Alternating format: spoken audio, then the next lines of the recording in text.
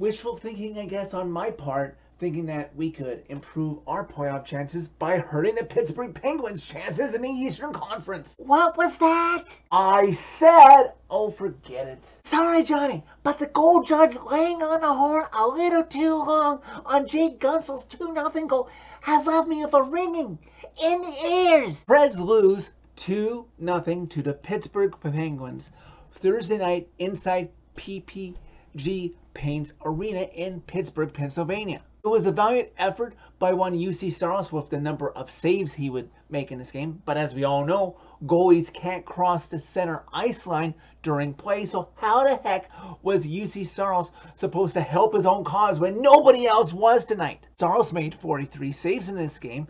That should be enough to earn you 2 points on most nights, right? And the Preds generated 28 shots on Tristan Jarry in net for the Pittsburgh Penguins. That should be enough to pot you a goal or two, right? But when you combine the two for a road effort this late into the season, trying to chase down a playoff spot, yeah, that's not really a recipe for success. There was some hope that, considering the fact that he had joined the Preds on this road trip, that Roman Josi would be able to return for this game. But he wasn't ready to go, and considering everybody who's on the injured reserve list for the Preds, with only 8 games after this one left to go in the season and the Preds' playoff chances dwindling, I might be more inclined to just to let everybody sit on the injured list, recover, get to 100% so they're ready for next season, let the kids play it out, and then once the season is done, let the kids who are ready go down and fight for Milwaukee to win the Calder Trophy in the American Hockey League. Not a lot happened in the first period other than the fact that the Preds went 0 for 2 on the power play. Their power play continues to be oh so futile, what looks so promising with Dan Lambert, associate coach for the Preds, now looks like such a waste. And even if John Hines somehow comes back in the offseason, I gotta think the Preds go out and hire another power play specialist to try and fix this, especially with these kids still developing. What appeared to be a closer game early in the first period, by the end of it, at least at that point, as a sign of things to come in this game, the Pens looked to be taking control of as they outshot the Preds 16-12.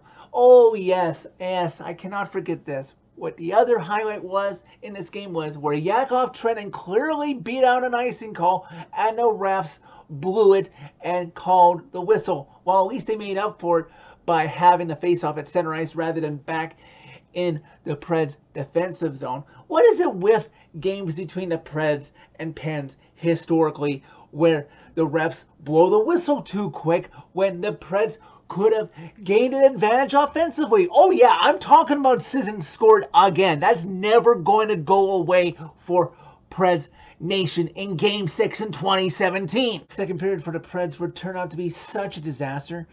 It started off on the right foot. The Preds would earn a power play, but again, they would fail to score in their last power play of the game, going 0 for 3 for the game. The halfway mark of the second period, the Preds with a prime opportunity to score. Afanasyev and Cody Glass having a 2-on-1 that turns into a 3-on-1 as Ryan McDonough from the anchor gets a great chance to score, but he can't beat Tristan Jarry. There's 6 minutes left to go in the second period. Penguins in the Preds zone again.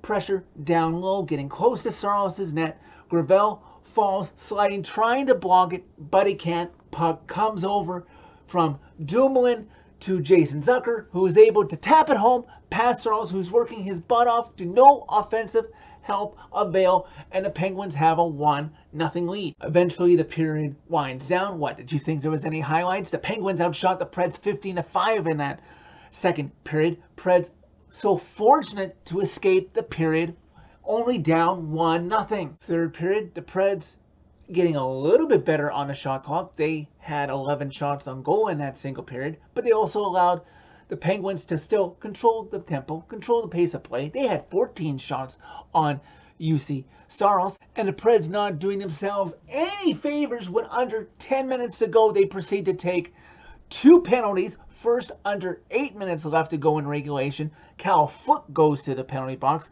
Methinks that Jake Livingston's signing that the Preds made from the college ranks is going to be Cal Foote's replacement in the offseason and they might move Cal Foot elsewhere. And the Penguins would make short work of that power play because shortly after it was called, Letang to Raquel to Jake Gunsel, and the Preds find themselves down 2-0. We get to later in the game, in the last quarter of it.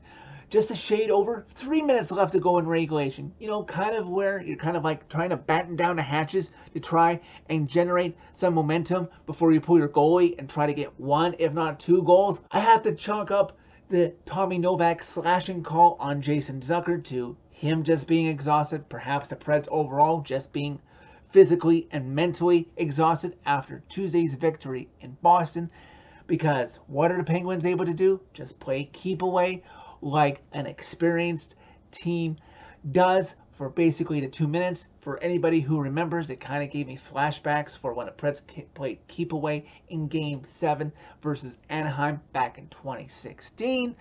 Preds kill off the power play of the Penguins, but Penguins ultimately in their favor kill off the clock, win this game 2-0. With 9 games left to go in the Preds season coming into this one, I should have known that with all the Preds injuries, nearly $37 million sitting on the injured reserve list, that the Preds experience championship-wise and playoff-wise would eventually win them this game in the end. Like I alluded to with Novak's penalty at the end of the third period, the Preds just didn't seem to have any energy left in the tank after the emotional roller coaster win that was Tuesday after the tragedy in Nashville on Monday. The Preds now have 8 games left to go in their regular season before we see for sure if they're not in the playoffs for potentially the first time since the end of the 2014 season. They have one easy team left to go on the schedule, and that's Saturday afternoon against the St. Louis Blues.